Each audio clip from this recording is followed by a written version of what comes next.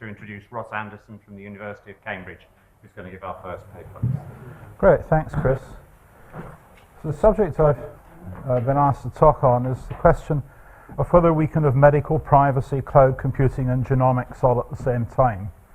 And this is something that we spent about a year and a half thinking about at the Nuffield Bioethics Foundation. We came out with a report in February last year, whose main conclusions I'm going to describe. And as you will see, they are somewhat different from the approach to the ethics of anonymization that a couple of speakers took on Monday. So, big data has been coming to Britain's National Health Service. In fact, for over 20 years now, people at the Department of Health have had a vision of centralising all Britain's medical records into one mainframe database, if you talk 25 years ago, or cloud-based service or server farm if you talk to people nowadays, for reasons of administrative convenience, for reasons of cost control, and for reasons of the perpetual tussle between administrators and doctors for control of the health service. There was an attempt between 2002 and 2010 to completely replace all the computers in the health service, which crashed and burned. This became perhaps the biggest and most expensive civilian IT project failure of all times. And we had some MPP students who wrote a really fantastic case study of that if you want to go and look up the details. And the reset after David Cameron became Prime Minister in 2010 was to get himself a transparency czar who had been a health IT guy, and came out with a policy in January 2011 to the effect that Britain would become the best place in the world to do medical research, because this huge trove of NHS medical records we had would be anonymised and made available to researchers, both academic and commercial, but with an opt-out. And the reason for the opt-out is European law, in particular the IV Finland case from the European Court, which says that people have the right to restrict our medical records to people involved directly in our care. And so long as we're part of the EU, that's like settled constitutional law. And at the time, of course, there was no idea that we would ever leave the EU. So this was a boundary condition. Now, at the time, we'd already had a number of problems. For example, there was a laptop with over 8 million patients' records on it had been stolen. And one presumes, since the records didn't turn up on Pastebin, that the laptop was merely reformatted and sold for a few pounds. The first intimation that there might be trouble was the following year in September, when something called the Clinical Practice Research Data Link, a service that is run by our Healthcare Regulatory Authority, the Medicines and Healthcare Regulatory Authority, or MHRA, started making available anonymised medical records to anybody who wanted them for research. And the curious thing was that they even spanned me. Although I'm a computer science professor rather than a biochemistry professor, they were clearly trying to push this out and get some adoption. And they claimed that the records were anonymised, so I put in a Freedom of Information Act request for the mechanisms, and back came the response saying that they couldn't tell me because if they did so it would be bad for security. So I thought, aha, something wrong here. Now, over the past 20 years, I've been involved in medical privacy and also in the safety of clinical information systems. And unlike people like Cynthia working at the theory end, I've always been working at the hard practical end of these things. And the sort of things that we have seen teach an awful lot about the difficulty of doing anonymization in practice. Here, for example, is some sample data from the Source Informatics case. That was the big High Court case that settled anonymization in UK law back in the 1990s.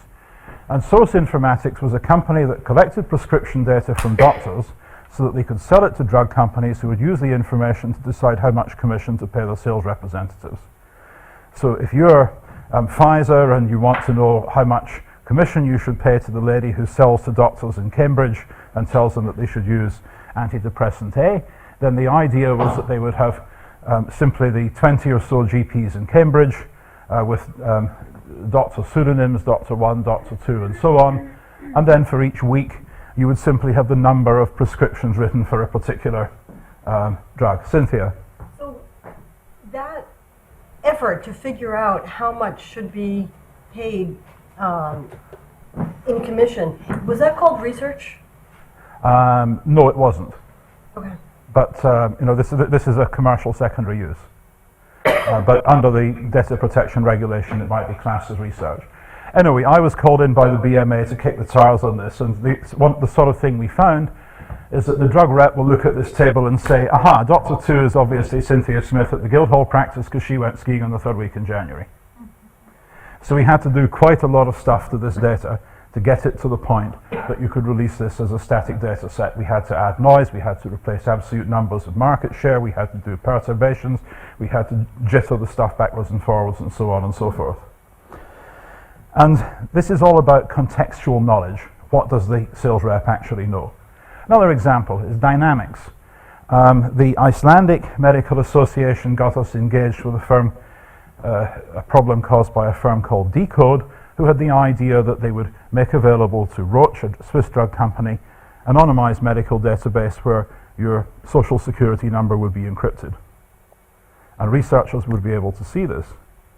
And it turns out there's a trivial active attack on this, in that if you want to know whether the Prime Minister of Iceland's ever been treated for alcoholism, you get a nurse somewhere in Iceland, anybody who's on your payroll, to write him a prescription for aspirin, and you look at the database before and after.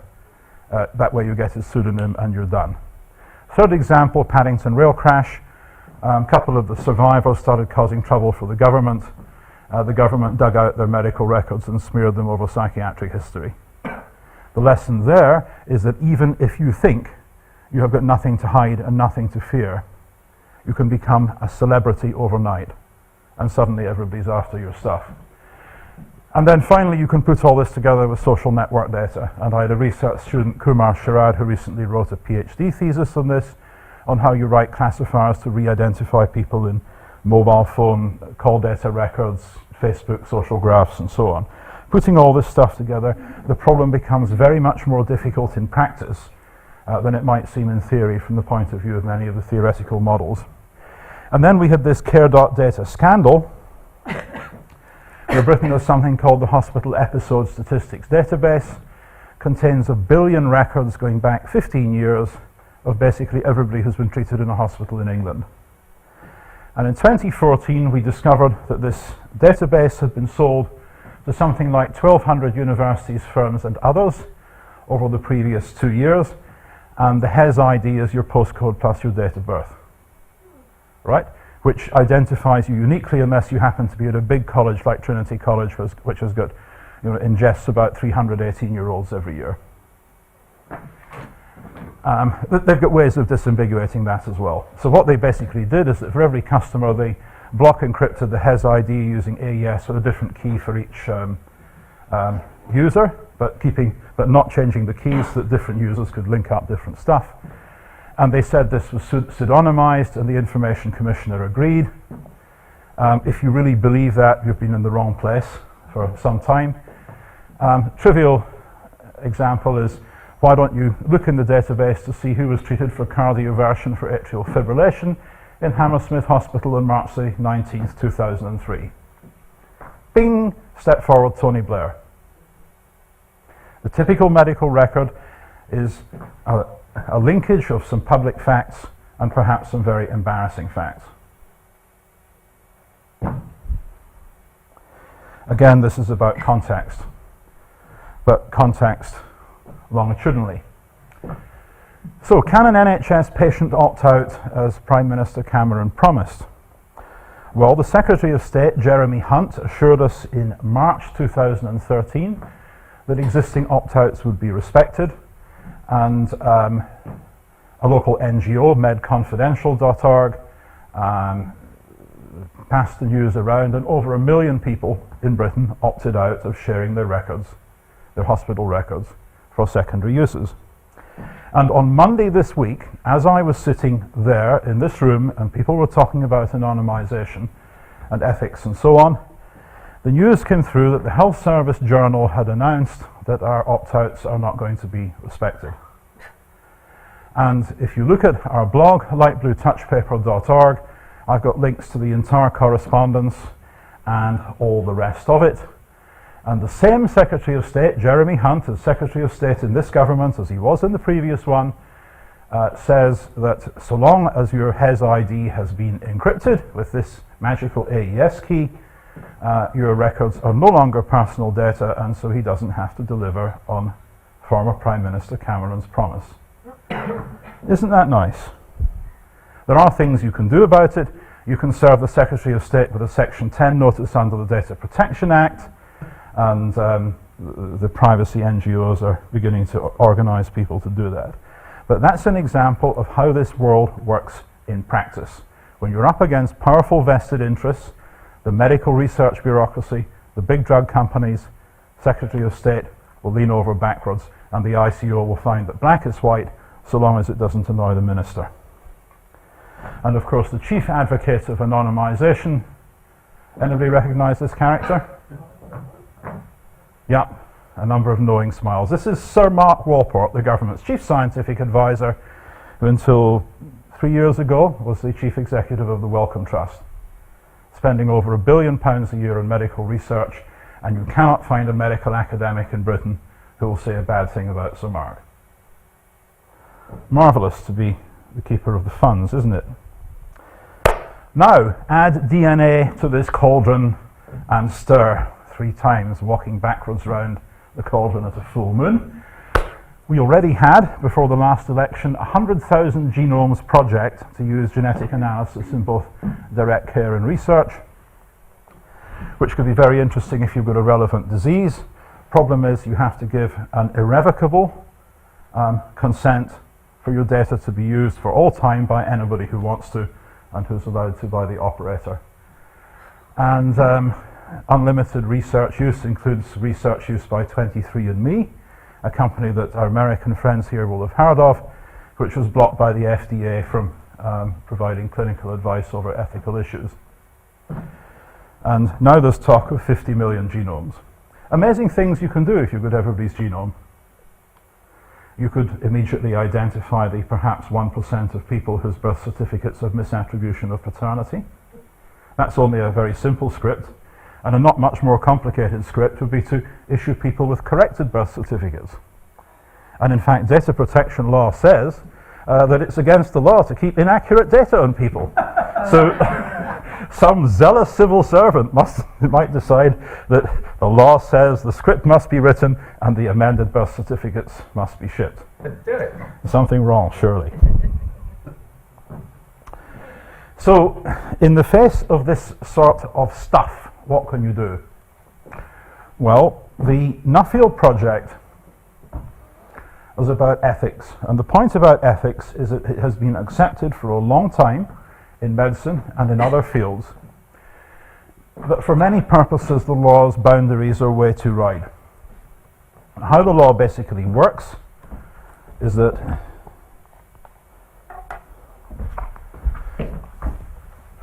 put a quick Venn diagram.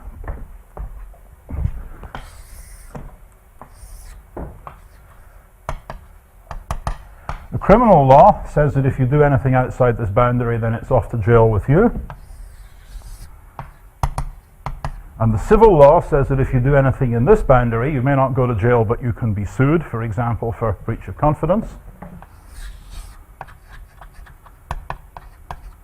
But there's only a still smaller set of things that you can actually do if you're going to retain the trust of your patients, if you're a doctor, or retain the confidence of the public and of other academics if you're a researcher. So the question we tackled is, how do you approach medical practice and medical research in a world where there's too much data and parliaments haven't yet figured out how to control this in any sensible way? Because they are too beholden to captured regulators and to powerful interests, and the countervailing forces from civil society are insufficiently strong because for most people this kind of stuff isn't salient enough yet.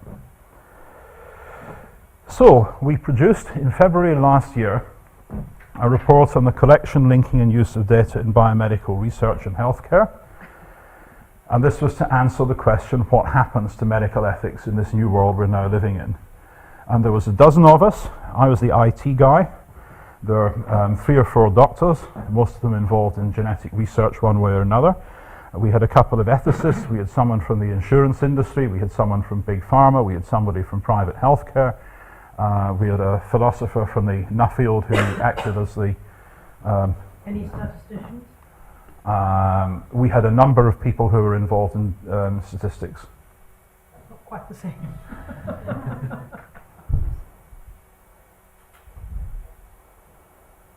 Jane Kay, I think, is a statistician. She's a lawyer. A lawyer. Well, everybody who's involved in medical research has to know at least a basic minimum of statistics, as in fact do computer scientists, especially those working in security, where you have to use probability tools in all sorts of environments. So here's the problem, that until 2003 or so, GP records were kept in the GP surgery. The government then beneficently offered to pay for them, and steadily everything moved to the cloud. Hospital systems have started too, beginning with radiology, despite the setback of the NHS National Programme for IT. And we now find that most clinical information is sitting on a few big server farms. It's complicated. There are various suppliers, there are various regions, there are various specialities, but it's getting there. And we see similar tech and policy trends elsewhere. The second strategic problem is that there's an awful lot more data. You not only keep everything, because there's no need to throw anything out and it's tiresome to weed records. You've got genomics data, and that's going to come online like a fire hose real soon now as the cost of it is falling. You get patient-generated stuff like Fitbit. There's comms data, there's lab data, there's all the background stuff that is sitting around of who went where, when, and who said what to whom, when, and who's friends with whom. And you're creating an awful lot of capability to store and process it. And so we see all sorts of initiatives. We see government selling 1 billion records for £2,000 each to 1,000 plus users. That would have been unthinkable simply in terms of practicalities 20 years ago. And we had the Royal Free Hospital a year and a bit ago gave over 1 million patient records to Google DeepMind. Google said they wanted to investigate whether their new deep learning techniques could help with acute kidney disease. So Royal Free just said, here, take our entire patient medical database, here it is, bring around some memory sticks and you can have the lot.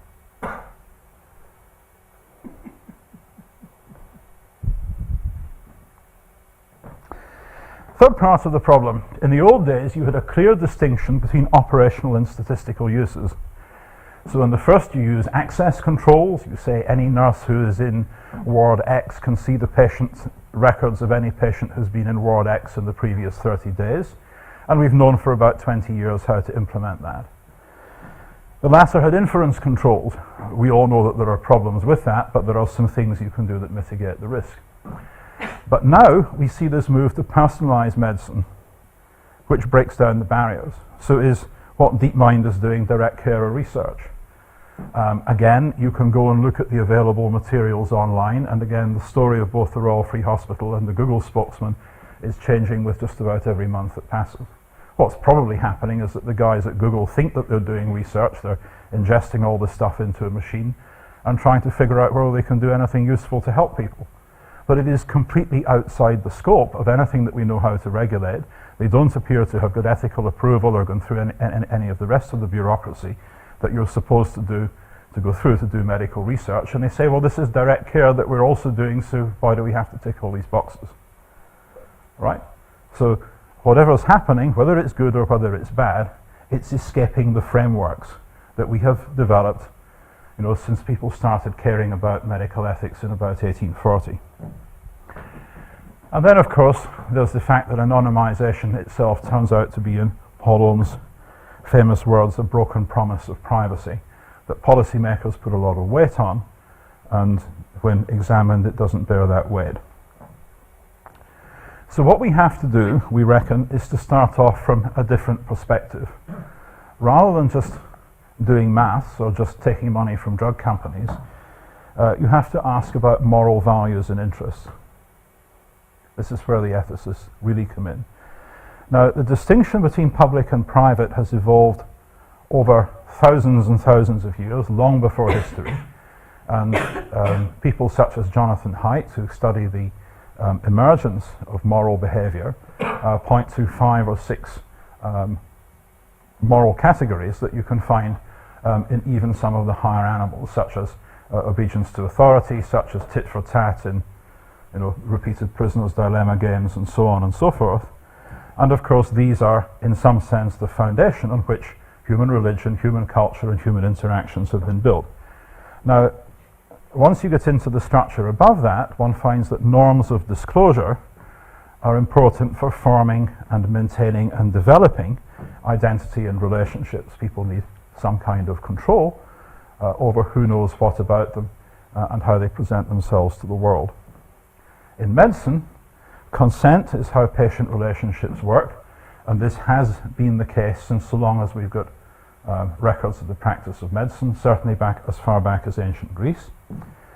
And there are public interests in public health and research, but the important thing to realize is that these just aren't in simple opposition to private interests, such as the confidentiality of individual records, because without the confidence, people won't disclose sensitive stuff to their doctors.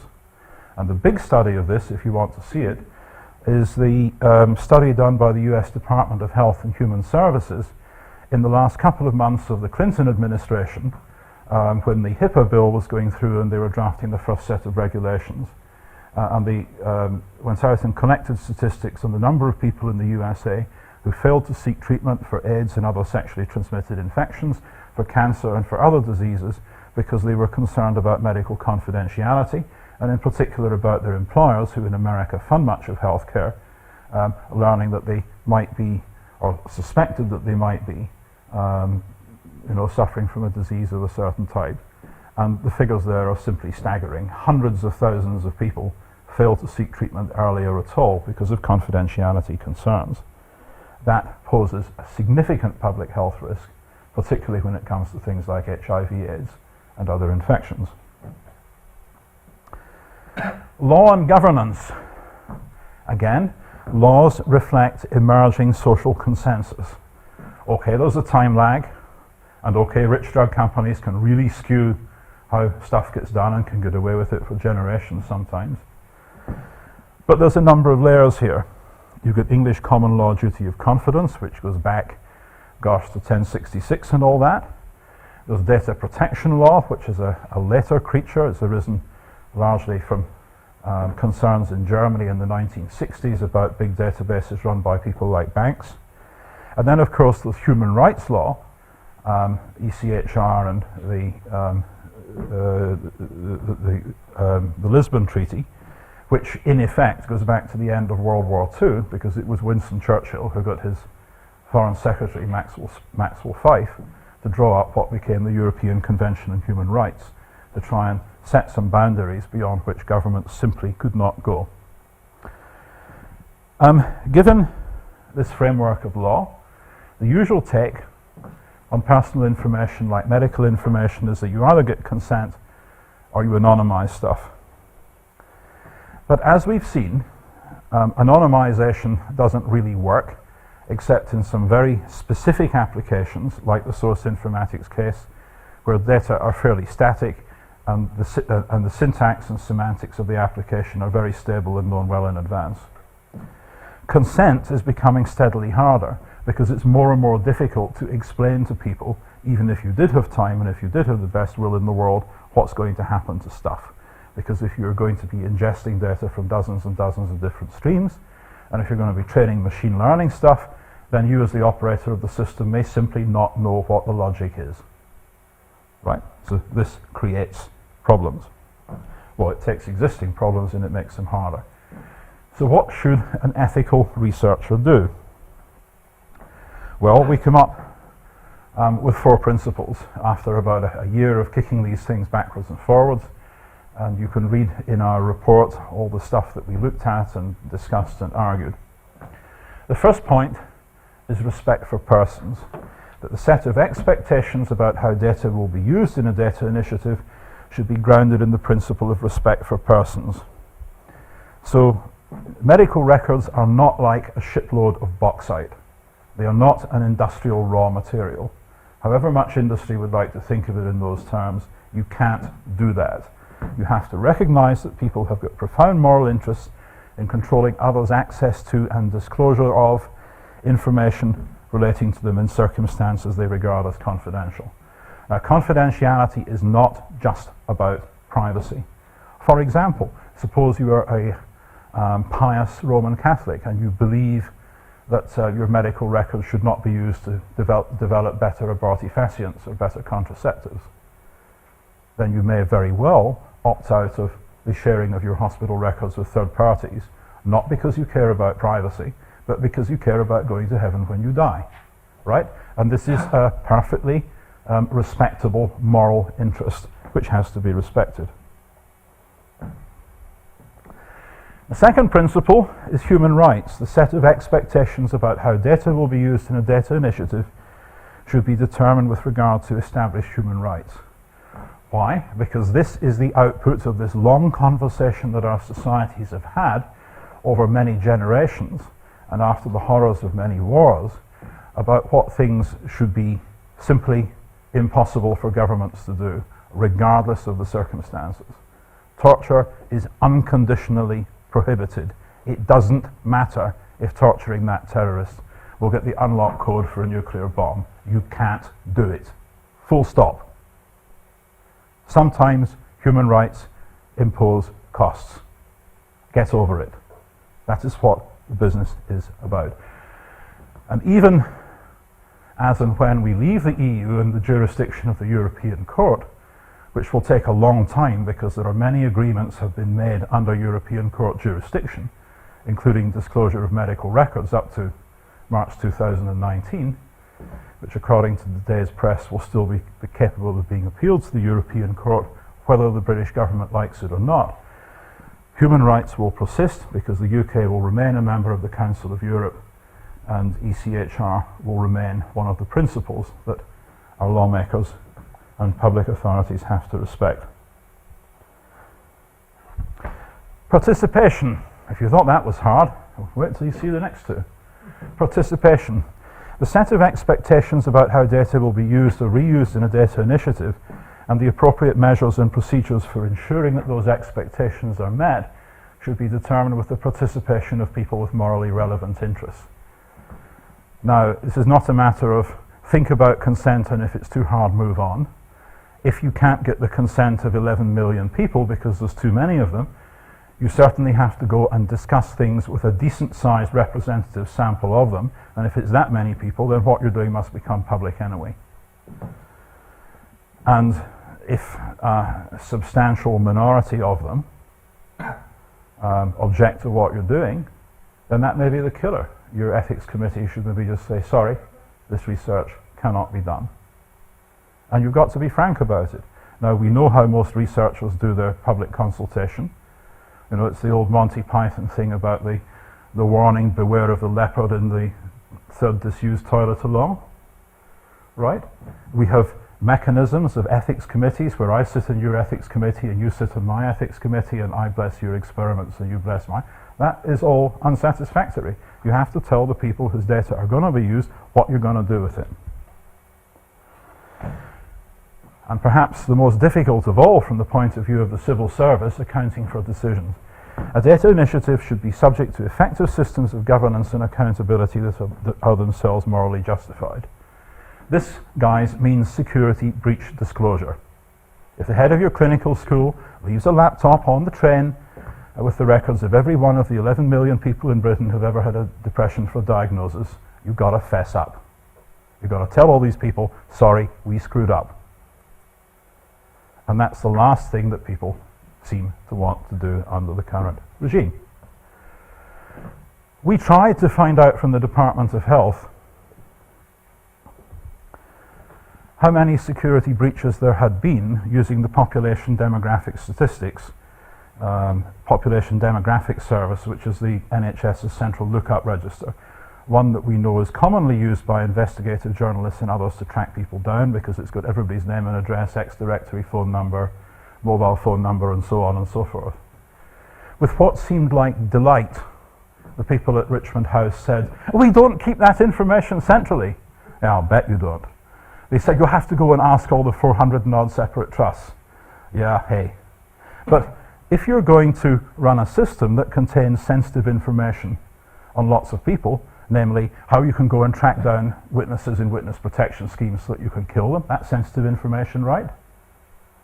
If you're going to keep sensitive information in a system, it better be secure, and if you want the system to be secure, you better have some idea centrally of who's hacking it, or who is doing spear phishing or social engineering of your operators.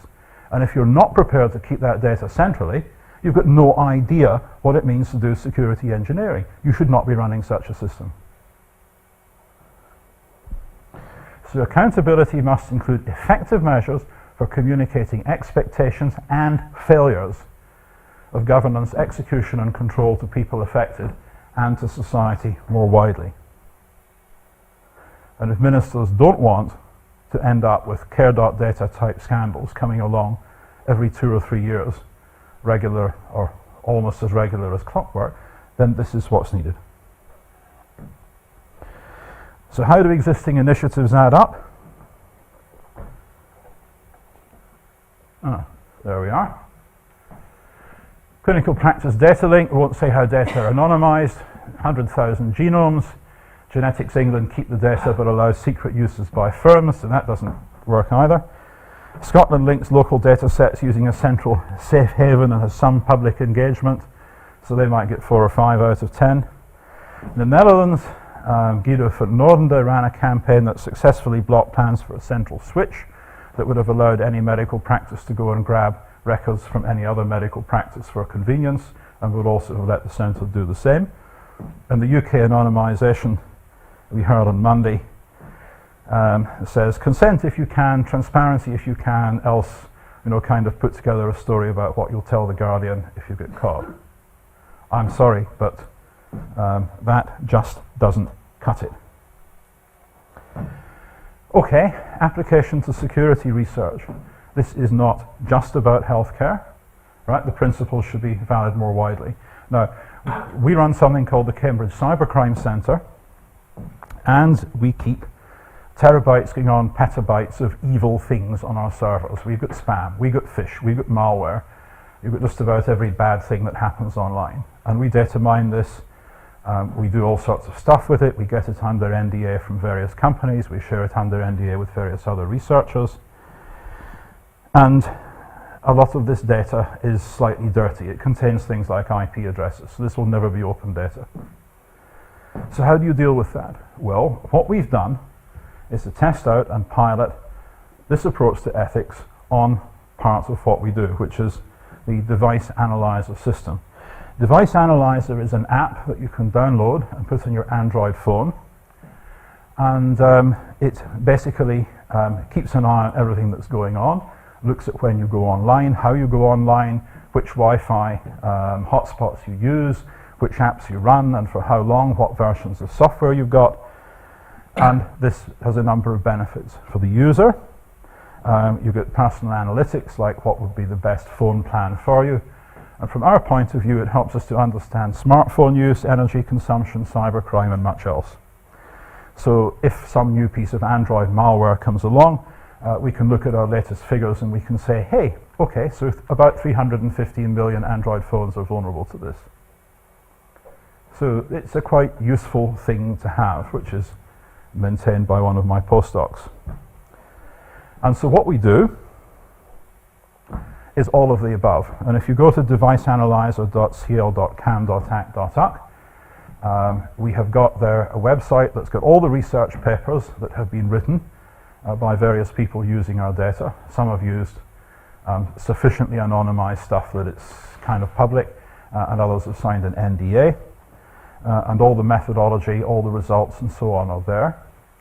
We make sure that we notify people properly. We notify everybody who's running Device Analyzer once a month, like it or not, so that if their phone is sold or stolen or whatever, the new user of the phone will be informed in due course. And this is just the natural and sensible way to do such research if you understand the risks and you care about actually still being able to be in business in 5 years' time. So it's doable in our environment, and we believe in many environments not just in academic research, there are many operational environments where this can also be done. Much of it, for example, could be applied without much change to law enforcement and perhaps even intelligence uses.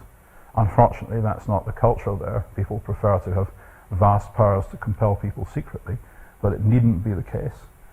And my view is that as we move to a more complex world with bigger and bigger data sets that are more and more dirty and potentially reveal more and more information about people, that the only way that you're going to begin to get good value from the potential of mining stuff, of mining big data sets and designing products from them, is if you're prepared to do this ethically. Whether you're an academic researcher or, for that matter, whether you're a company or a government department. So if you want the report, look at our blog, lightbluetouchpaper.org, or at my website. And I've also written a textbook on security engineering, which is widely used in computer science departments. And Chapter 8 has got a summary of inference control in real life, and this is all free to download. Although you may, of course, buy a physical copy from Amazon if you want, and put it on the shelf in your cubicle as a talisman to ward off the evil eye. Any questions? Thank you very much, Ross. Right, we've got a few issues raised there. So, Jane. Thank you for an excellent talk. I mean, partly it sounds to me as though the horse is bolted. And I agree that it's nice to think about what an ethical researcher should do. So, for example, with some of the opt-outs, the type 1 opt-outs, if a statistician follows their professional code of conduct, they will be breaking the law, which is, I find, slightly problematic. I also find your idea of just get over it, you know, human rights have costs, slightly too simple, because human rights conflicts, and we know there's a hierarchy of rights. We know what the rights, the current version of the hierarchy is. And so I'm actually faced with a dilemma in that I've got one group of people who tell me, I really want to know about this disease. And as I published a paper in 2009 saying you can't. I mean, what does an ethical researcher do? Well, what I propose is we close down the Wellcome Trust, because you cannot do reliable research. So you can do research, and I can demonstrate that you won't know what the right answers are. Jane, can you explain what will happen by closing down the Wellcome Trust? What's the car? All I'm saying is if your priority is individual informed consent, then you have to accept, you know. No, Jane, this is completely wrong. I've spoken to Mark when he was director of the Wellcome Trust, and then he was threatening to take all the Wellcome Trust money and use it to fund research in India because Cambridge was too expensive. You mustn't believe everything that Mark Walport tells you. Sorry, this is not Mark Walport. This is my own work that I have done as a statistician. Now, I realise I'm only a statistician, not a computer. Okay, but the point is that you can do this right? It was not necessary for the Secretary of State to decide that he was going to override 1 million opt-outs. The sensible thing for him to do would have been to say, fine, even the type 2 opt-outs we will scrupulously observe, because the Prime Minister promised, I promised the Secretary of State, European law requires it, and even after we leave the EU, the European Convention on Human Rights will require it, so it is a boundary condition. Now, medics will come along and say, if we are missing 2% of the population, then we can't do good statistics. At that point, I say, get over it, right? Because if you don't, a choice. You have a choice, and I have strong evidence that demonstrates that choice. Well, the point is, if you let some people, if you don't let people opt out, then some people won't seek treatment. That's fine. Okay. All I'm saying is it's not fine. It's not fine. It's not fine at all if you end up with hundreds of thousands of people not seeking treatment for sexually transmitted infections and thereby increasing the number of people who catch and who die of diseases like HIV/AIDS. That's not fine at all. And if you think that's fine, then I'd like to sit on your ethics committee because your research will stop. Okay? Ross, what I'm saying is, you might want to say gravity doesn't exist. That's fine. I don't. What I'm doing as an engineer is pointing out what the boundary conditions are in terms of what you can realistically do with anonymisation methods, given the kind of data that we have, the world in which we live, and the way in which things are joined up together. There are certain constraints I'm just saying we have a choice. Well, if you I'm choose, not saying which choice we should make. I'm saying society, all of life involves choices. We cannot have everything. exactly so. But to be lied to continually by politicians who say that we can have an opt-out and that it will be respected, and then to ride a coach and horses over it, is profoundly destructive in the short term, the medium term, and the long run.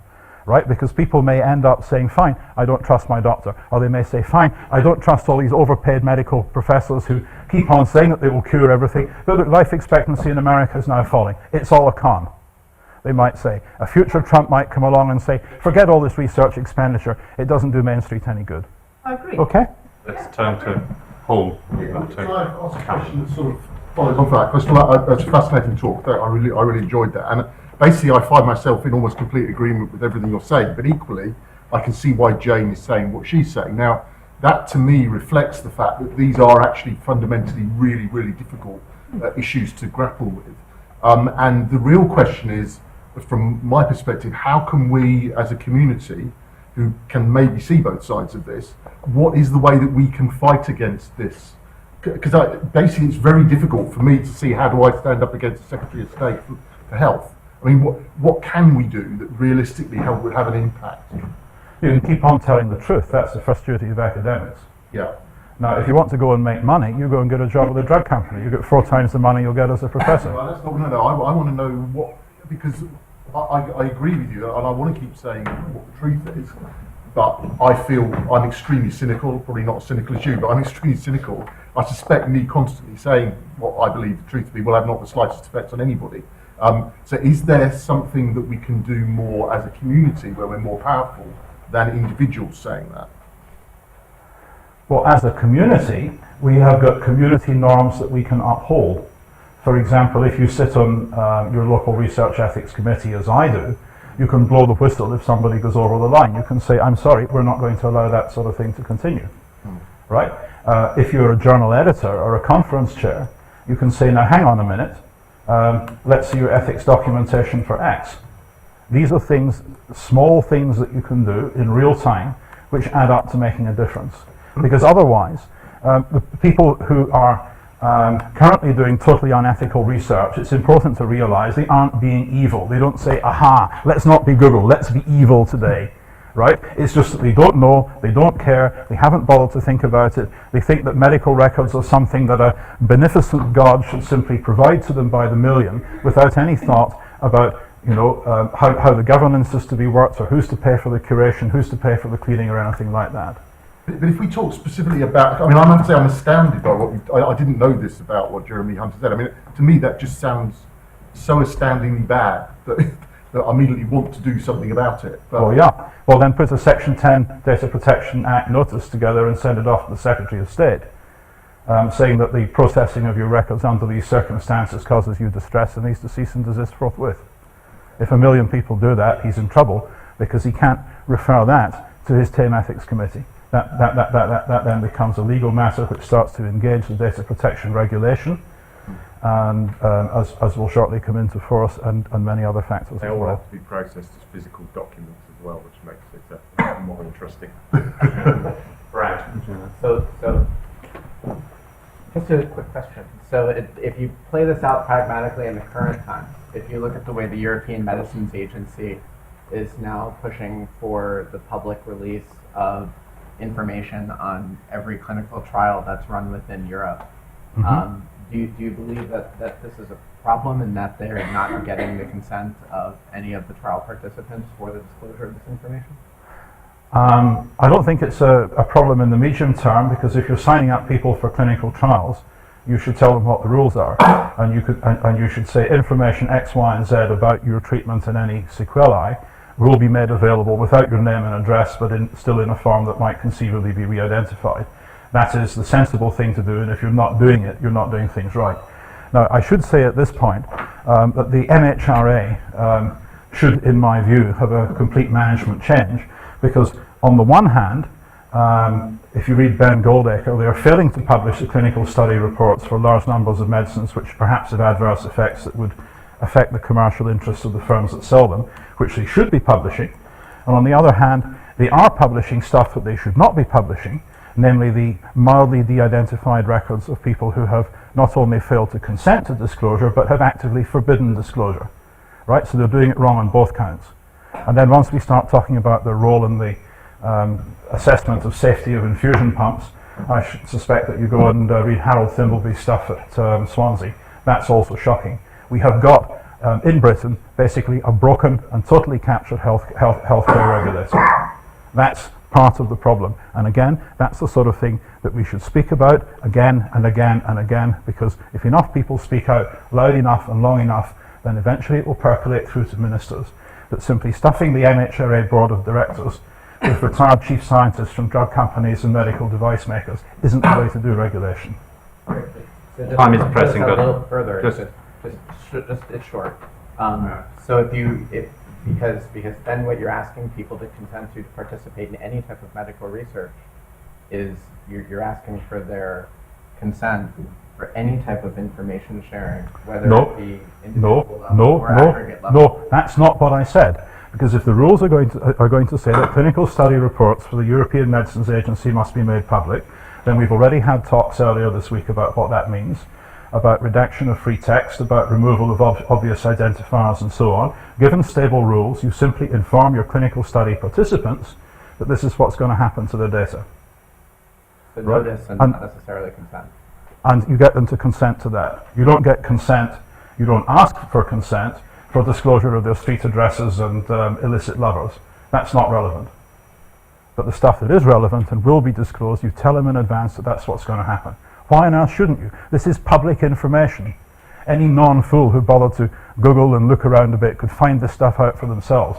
So why isn't this information made not only available, but salient to people when they sign up for trials? That's what's wrong. Okay, well, I think we better, well, there's two at the back who've been keen to get in, and just perhaps you take them both, and then we'll Two at the stop front. there. Sorry, get in and, Just a yeah. very quick question. The whole purpose of this program was called data linkage and anonymisation, but I think some of us think this name is actually a bit wrong, and it should be data linkage and lack of disclosiveness. Do you think that we have a future of ever making data that could be used for research usefully with a sufficiently low disclosure risk that it would mean that we wouldn't have to ask consent? Or do you think that's a non-starter? It's the wrong thing to ask for.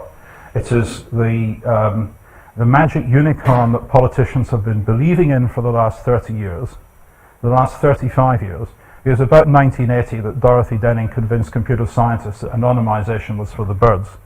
And it was only 30 odd years later that Paul Ohm wrote that up in lawyer's language so that politicians could understand it. Right. And for that intervening period of 30 years, people have been pretending that anonymisation works, and we know that it doesn't really. I Now, wasn't talking about anonymisation. I was talking about treating the data in such a way that it is not going to be disclosive. Now that's different. Well, there are some specific applications, such as the source informatics one, where you can anonymise data properly, but these are going to be the exception rather than the rule. Oh, well, So- maybe we have a Well, I think picture after that's all. probably something for quite a lot of further discussion, since I guess a lot of this meeting has been about that, which just a final So, comment. one quick question. Do you know whether the Open Rights Group have picked up what happened on Monday? Because if they haven't, I'll do that connection. But if they're already on the train with that, because they have a template mechanism to be able to allow us to fill in those Section 10s. Do you know whether they're involved or not? They're not, as far as I'm aware, involved. It's medconfidential.org. Right. And there's some overlap between membership of them, those two organisations, and FIPA and others, but Yeah, well, we'd usually dual channel it, so I'll check that back. But I wanted to just introduce the Internet of Things, because obviously you made the case with cloud, and this whole problem gets exponentially worse Yep. when we start to look at compute at the edge. Yep. Have you any thoughts on that already? lots, but I think I'm out of time. Yeah. Grab me on I think the we break. better move on now. So thank you once again.